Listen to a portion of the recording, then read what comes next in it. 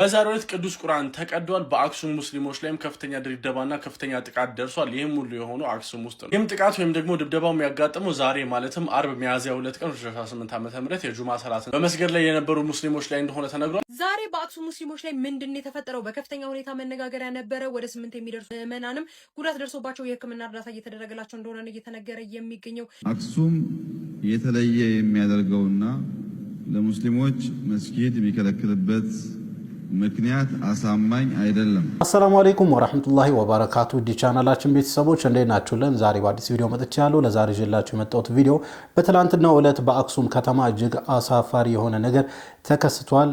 የጁምዓ ሰላት ለመስገድ በተሰበሰቡ ሙስሊሞች ላይ እንግዲህ እርምጃ ተወስዶባቸዋል። መስጂድ ከነጫማቸው ገብተው ቁርአን ቀዳደው ወጥተዋል። እጅግ በጣም ነው የሚያሳዝነው። የአክሱም ሙስሊሞች አሁንም ጭቆና እየተደረገባቸው ነው የሚገኘው። እስከ መጨረሻው ድረስ የምትከታተሉ ከሆነ የምታዩት ነው የሚሆነው። እንዲሁም ከዚህ ቀደም ዶክተር አብይ አህመድ ስለ አክሱም ሙስሊሞች የተናገሩት ንግግር አለ። እሱንም መማጋራችሁ ነው የሚሆነው። ታዲያ ቪዲዮ ላይክ በማድረግ እንድጀምሩ ጋብዛለሁ። ይህ ቪዲዮ መዳረስ ስላለበት ሁላችሁም ሼር እንድታደርጉ ጋብዛችኋለሁ። ይህን ቪዲዮ እያያችሁ ሰብስክራይብ ካላረጋችሁ ደግሞ ሰብስክራይብ አድርጉ፣ የደወል ምልክቷን ይጫኑ። በቀጥታ ወደ ቪዲዮ። በዛሬው ዕለት ቅዱስ ቁርአን ተቀዷል። በአክሱም ሙስሊሞች ላይም ከፍተኛ ድብደባና ከፍተኛ ጥቃት ደርሷል። ይህም ሁሉ የሆነው አክሱም ውስጥ ነው። ይህም ጥቃት ወይም ደግሞ ድብደባው የሚያጋጥመው ዛሬ ማለትም አርብ ሚያዝያ 2 ቀን 2018 ዓ.ም የጁማ ሰላት በመስገድ ላይ የነበሩ ሙስሊሞች ላይ እንደሆነ ተነግሯል። እና ሙስሊሞች ላይ ከደረሰው ድብደባ በተጨማሪም ቅዱስ ቁርአን እንደተቀደደ ታውቋል። አሁን እንደተባለው ከሆነ የሶላት ስነ ስርዓት ከተጠናቀቀ በኋላ እምባዳዋ የሚባል መስጊድ ውስጥ ከነጫማቸው ጥቃቱን የፈጸሙ ሰዎች ማለት ነው ገብተው ሰዎችን ደብድበው ብዙ ሰዎችን አቁስለው እንደነገርኳችሁ ደግሞ ቅዱስ ቁርአንም ቀደው ወጥተዋል። እዚህም ድርጊታቸው መስገጃ ስፍራ ውስጥ የነበሩ ኢማሞችና ምዕመናን ላይ በጣም ከፍተኛ ጉዳት አድርሰዋል። ይህንም ተከትሎ እንግዲህ 8 ሰዎች አካባቢ የሚደርሱ ማለት ነው ከፍተኛ ድብደባ ደርሶባቸው ሆስፒታል ገብተዋል። ዛሬ በአክሱም ሙስሊሞች ላይ ምንድነው የተፈጠረው? በከፍተኛ ሁኔታ መነጋገሪያ ነበረ። ወደ 8 የሚደርሱ ምዕመናንም ጉዳት ደርሶባቸው የሕክምና እርዳታ እየተደረገላቸው እንደሆነ እየተነገረ የሚገኘው። ይህ ነገር የተፈጠረውም ዛሬ ሚያዝያ 2 በአክሱም ከተማ ሲሆን የጁምዓ ሰላት ለመስገድ የወጡ ሙስሊሞች ላይ እንዲሁም ደግሞ ተከራይተው ይሰግዱበት የነበረ ዳባ የተባለው መስጊድ ላይም የጸጥታ ኃይሎች በጫማቸው ወደ መስጊድ ውስጥ ዘልቀው በመግባት የተለያዩ ጉዳቶችን አድርሰዋል። እንዲሁም ደግሞ ቅዱስ ቁርአንንም ቀደዋል። በኢማሞች እንዲሁም ደግሞ በምዕመናን ላይም ድብደባን መፈጸማቸው ጭምር ነው እየተነገረ የሚገኘው። በዚህ ድብደባም 8 ሰዎች አደጋ ደርሶባቸው የሕክምና እርዳታ እየተደረገላቸው እንደሆነ ነው። በአካባቢው ላይ የነበሩ የዓይን እማኞች እንደተናገሩት ከሆነም ይህ ድርጊት የተፈጸመው በከተማዋ የጸጥታ ኃይል ኃላፊ ሲመራ እንደነበረ ጭምር ነው መረጃዎች እየወጡ የሚገኙት። እንዲሁም በተጨማሪ ደግሞ በመስጊዱ ላይ ማለት ነው ከፍተኛ የሆነ ጉዳት መድረሱ ጭምር እየተነገረ ይገኛል። እንዲሁም ደግሞ የከተማ የእስልምና ጉዳዮች ከፍተኛ ምክር ቤት እንግዲህ ለሚመለከተው አካል እንዳሳወቀ ጭምር እየተነገረ ይገኛል። ይህም ማለት በኢትዮጵያ ውስጥ የነበረውን የሃይማኖት መቻቻል የሚሸረሽር እንደሆነ ጭምር አስተያየቶች እየተሰጡ ይገኛሉ። የኢትዮጵያ ባህል እንዲሁም በተጨማሪ ደግሞ የኢትዮጵያ በእስልምና እንዲሁም ደግሞ በክርስትና በኩል የነበሩ መቻቻሎችን የማይገልጽ እንደሆነ ጭምር አስተያየት ሰጪዎች እየተናገሩ ይገኛሉ። ሁሌም ለሀገራችን ሰላም እና ከሰላም ጎን እንድንቆም ጭምር ጥሪ ማስተላለፍ ፈልጋለሁ። በዚህ ጉዳይ ላይ አዳዲስ መረጃዎችን የማገኝ ከሆነ አጋራችኋለሁ። በሌሎች አዳዲስ መረጃዎች በድጋሚ መመልስ አይቀርም። የፕላስ ምልክቷን መጫናችሁን አትርሱ። መልካም ምሽት ይሁንላችሁ። እጅግ በጣም አሳፋሪ ነገር ነው ከአክሱም አካባቢ እየሰማን የምንገኘው። ዛሬ አይደለም ይሄ ነገር የጀመረው ቆይቷል። የአክሱም ሙስሊሞች ላይ ከፍተኛ ጭቆና እየደረሰባቸው ነው። ነገር ግን መፍትሄ ባለመገኘቱ እስካሁን ድረስ መፍትሄ ባለመደረጉ አሁን ድረስ እንግዲህ በጣም በሚያሳፍር ሁኔታ ያው ትላንትና ስግደት ነበርና ያው ለዛ እናንተ አሰግዱም የሚል እንደሆነ መነሻውን እንግዲህ ወንድም ዲሎ አሊ እያጋራ ነበረ። ከዛ መረጃ ደርሶት እንግዲህ እሱን መልእክት በቪዲዮ እየገለጸ ነበርና ይሄ እጅግ በጣም ክብርን የሚነካ የራሱን ሃይማኖት የሚያከብር ሰው የሌላውን ሰው እምነት ላይ ይህንን ያደርጋል ብዬ አላስብምና ይሄ በጣም ነው የሚያሳፍረው። እምነት ያለው ሰው ሃይማኖት ያለው ሰው ይህንን ፈጽሞ ሊያደርገው አይገባም ብዬ አስባለሁ። ታዲያ ሁሉም ሙስሊም ብቻ ሳይሆን ማንኛውም የሌላውም እምነት ተከታይ ይህንን ድርጊት በጽኑ ማውገዝ አለበት ብዬ አስባለሁኝ። ከዕለት ወደ ዕለት አክሱም ከተማ ላይ እየሰማን ያለነው ከሃይማኖት አባቶች እየወጡ ያሉ ቃላቶች በጣም የሚያሳፍሩና የሚያሸማቅቁ ናቸው። ለምን ሂጃብ ይለብሳሉ? ለምን ኒቃብ ይለብሳሉ?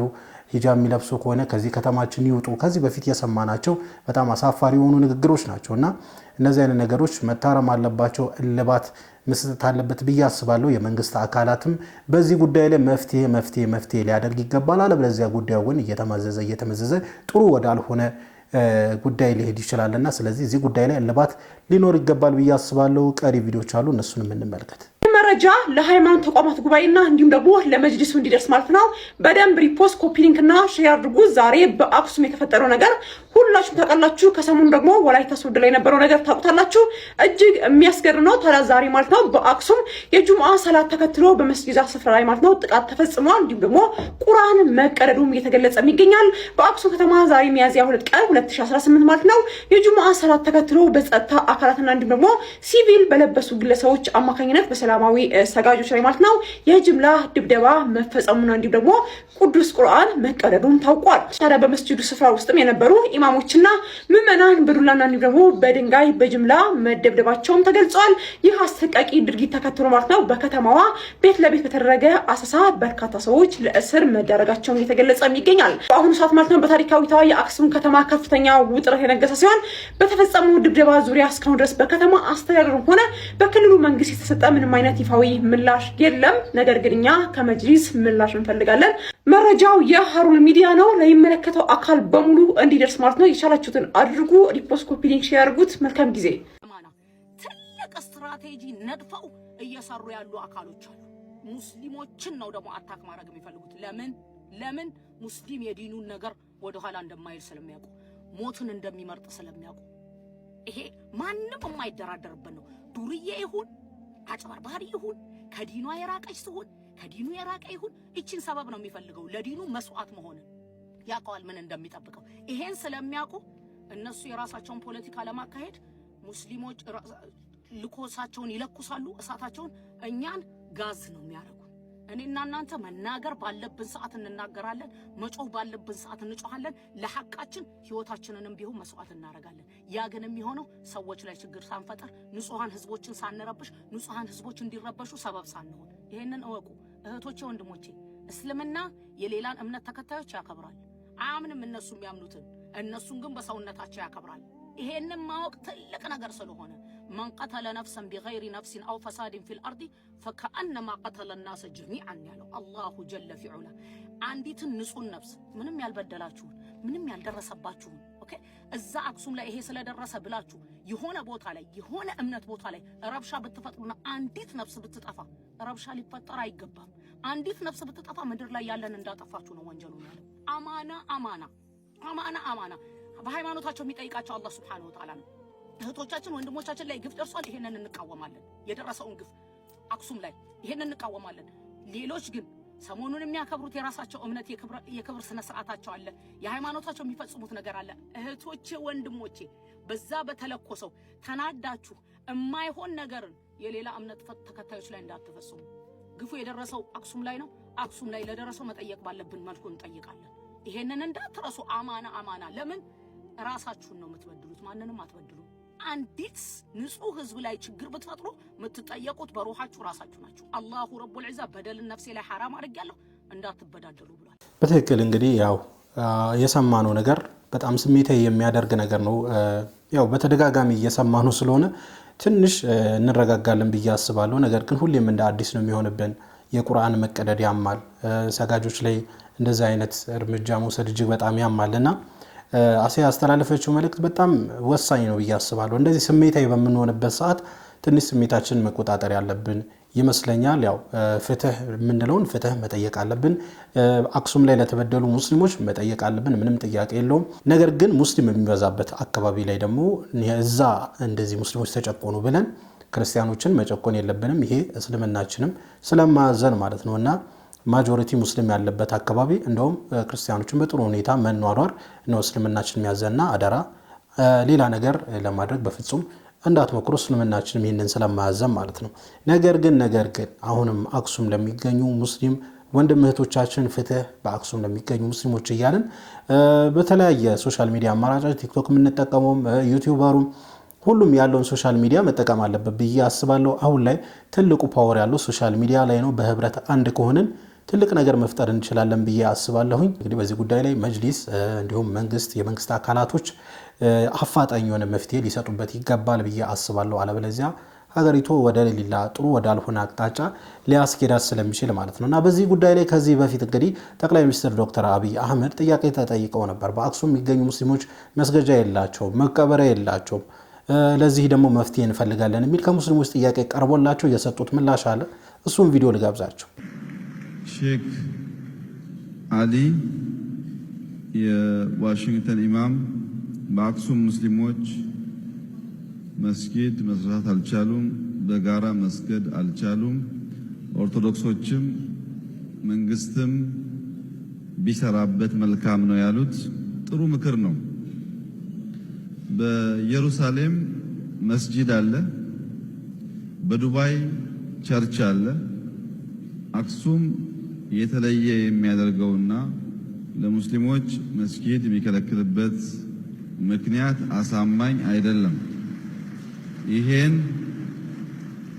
ይሄን የአክሱም ኪንግደም በነጃሺ ዘመን ራሱ ሰርቶ አቅፎ ፍቅር እንዳስተማረው እዛ ያሉ የአክሱም ህዝቦች እና ኦርቶዶክስ በኃላፊነት ስሜት እንደሚሰሩት ሙሉ እምነት አለኝ። የሚያዋጣው ኢንክሉሲቭ መሆን ነው፣ ማቀፍ ነው። በእስልምና እምነት መስጂድ ምልክት ነው እንጂ ሰው በቤቱ በሰፈሩ መስገድ ይችላል። መስጊድ በመከልከል እስልምናን ማስቆም ስለማይቻል መስጊድ መከልከል ተገቢ ነው ብዬ በግል አላምንም። ህገ መንግስታዊ ነው ብዬም አላምንም። ይሁንና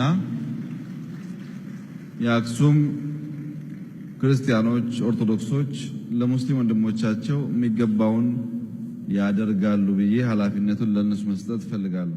እንግዲህ ከዓመታት በፊት ጠቅላይ ሚኒስትር ዶክተር አብይ አህመድ አሜሪካ በሄዱበት ወቅት ለተጠየቁት ጥያቄ የሰጡት ምላሽ ነበርና እንግዲህ ህገ መንግስታዊ አይደለም መስጂድን መከልከል፣ እንዲሁ ሰብአዊም አይደለም መስጂድን በመከልከል እስልምናን ማጥፋት በፍጹም አይቻልም እያሉ ዶክተር አብይ አህመድ እየተናገሩ ነበር። ኃላፊነቱን እዛው ላሉ ለአክሱም ኦርቶዶክሳውያን እሰጣለሁኝ፣ ስለዚህ ባካችሁን መስገጃ ስፍራ መቀበሪያ ስፍራ እንዲኖር ይደረግ የሚል መልእክት በዶክተር አብይ አህመድ በጠቅላይ ሚኒስትር ዶክተር አብይ አህመድ ተላልፎ ነበረ። ነገር ግን ያው ከዓመታት በኋላ አሁንም ደግሞ ያግፍ ያጭቆና በአክሱም ላይ በዚህ ኢትዮጵያ ላይ እየተከሰተ ነው። በጣም ነው የሚያሳዝነው። ኢትዮጵያን ሆኖ እንደ ሁለተኛ ሀገር እየተቆጠሩ ነው የሚገኙ አክሱም የሚገኙ ሙስሊሞች ወደ ሳውዲ ሂዱ፣ ሀገራችሁ ሳውዲ ነው እየተባሉ ነውና ይሄ በጣም የሚያሳዝንና ኋላ ቀርነትን የሚያሳይ ነው። አክሱምን የምናውቀው እኛ በስልጣኔ ነው። ስንማር የአክሱም ስልጣኔ ምን ያህል ከፍ ያለ እንደነበር ተምረናል። ከዛ ባሻገር ደግሞ ሰሃቦችን ፍትሃዊ መሪ ያለ እዛ ሂዱ ብሎ ረሱላችን አለይሂ ሰላቱ ወሰላም ሰሃቦችን የላኩት ወደዛ ነበርና በስነ ስርዓትም ተንከባክበው አቅፈው ደግፈው ያቆዩት የአክሱም ንጉስ ነጃሺ ናቸውና አሁን ያሉት አክሱም ያሉት ነዋሪዎች ግን ከየት የመጡ ናቸው? እውነት የነጃሺ የልጅ ልጅ ናቸው ወይ? በፍጹም አይመስሉ። ስለዚህ ባካችሁን አፋጣኝ መፍትሄ እንድትሰጡን እንጠይቃለን። ፍትህ በአክሱም ለሚገኙ ሙስሊሞች ማለታችሁን ግን አሁንም አትርሱ። ውድ ተመልካቾቻችን ባላችሁ ሶሻል ሚዲያ አማራጭ በሙሉ የምንችለውን ጫና መፍጠር አለብን ብዬ አስባለሁ። በዚህ ጉዳይ ላይ አዲስ መረጃ ካገኘው እንግዲህ ይዤላችሁ መመጣ ነው የሚሆነው። ለማንኛውም ለዛሬ ይዤላችሁ የመጣው ቪዲዮ ይህን ይመስል ነበረ። ቪዲዮን ከወዳችሁ እንደተለመደው ሁላችሁም ላይክ አድርጉ። ይህ ቪዲዮ በደንብ መዳረስ ስላለበት ደግሞ ሼር ማድረጋችሁን አትርሱ። ለዚህ ቻናል አዲስ ከሆናችሁ ሰብስክራይብ አድርጉ፣ የደወል ምልክቷን ይጫኑ። ኢንሻአላህ በቀጣይ በአዲስ በቆንጆ ቪዲዮ እስከምንገናኝ ወሰላሙ አለይኩም ወራህመቱላሂ ወበረካቱ።